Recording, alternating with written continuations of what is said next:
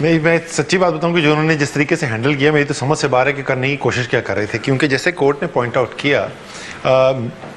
جو bilateral treaties ہیں وہ پاکستان کی سائن نہیں ہوئی جی بالکل، تو دوسرے کو یہ اوبلیگیشن نہیں ہے، وہ حکومت جو ہے اس کا استطاعت ہے اگر آپ وہ دینا چاہے دے یا نہ، لیکن ایک میوچل لیگل اسسٹنس کی بین الاقوامی فریم ورک ہے، اس کے تحت آپ دوسرے ممالک سے مدد مانگ سکتے ہیں، جس کے اوپر انہیں مانگی ہے، جس کے تحت وہ مانگی گئی ہے۔ اس کے اندر یہ نہیں ہوتا کہ ملک میں جس کا منہ اٹھائے اسد عمر اٹھا کے خط لکھ دے، کل مہر بخاری ایک ریفرنس بھیج دیں، تو ڈیزگنیٹ کیا جاتا ہے کہ ایک سورس کے ان کے ذریعے سوال پوچھے جائیں گے۔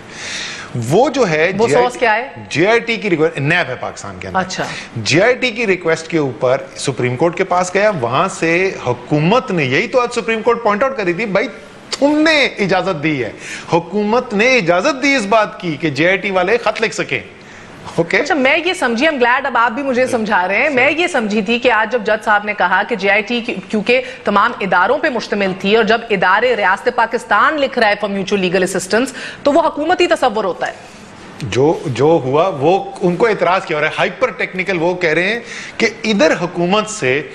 ڈائریکٹ ان کی حکومت کو کیوں نہیں گیا؟ سفارت خانے یا فورن آفس ٹو سفارت خانے and so on۔ کیونکہ ہمارا جو کام ہوتا ہے وہ ہم عام طور پہ میوچل لیگل سسٹم میں ہم استعمال ہی نہیں کرتے، ساری دنیا میں چوری کر کے پیسہ چھپایا ہوا پاکستانیوں نے، اور وہ ہے پاکستان کا طاقتور طبقہ، تو ہم کبھی استعمال ہی نہیں کرتے اس دروازے کو۔ تو انہوں نے ایک لیگل فرم جو اسپیشلائز کرتی ہے اس کام کے اندر، ان کی مدد حاصل کی یار، تاکہ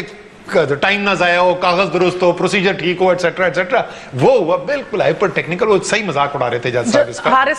حارث جو ہیں خواجہ حارث، وہ کیا کہہ رہے تھے لے مین ٹرمز میں، مجھے بتائیں۔ ان کو مسئلہ تھا کہ کوشش یہ کرے، دیکھیں وہ کہ ایمبسیز اور فورن آفس کے تھرو کام نہیں کیا، وہ جو نہیں کر کیا رہے تھے، وہ ایز اے لائر وہ کرنے کی کوشش کر رہے تھے کہ جو ان کے خلاف گواہی آ گئی ہے وہ تو بے تحاشا مستند ہے نا، تو اس گواہی کو تو اٹیک کر نہیں سکتے۔ اب وہ یہ نہیں کہہ سکتے کہ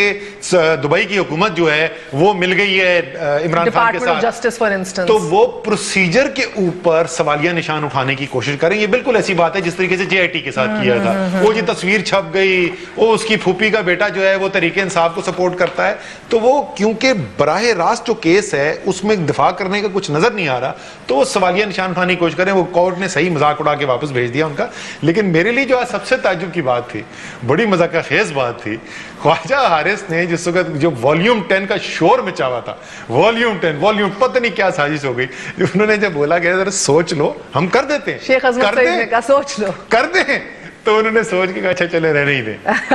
یہ ساری جو باتیں ہو رہی ہیں، یہ مجھے لگتا ہے شور زیادہ ہے ریٹرکلی۔ یہ بھی سپریم کورٹ نے کہا کہ بھئی آپ کو اگر مسئلہ ہے تو آپ خود پبلک کر دیجئے وہ کون سے ادارے کے بندے نے کی تھی لیک۔ اس وقت بھی اگر آپ پر جلتے ادھر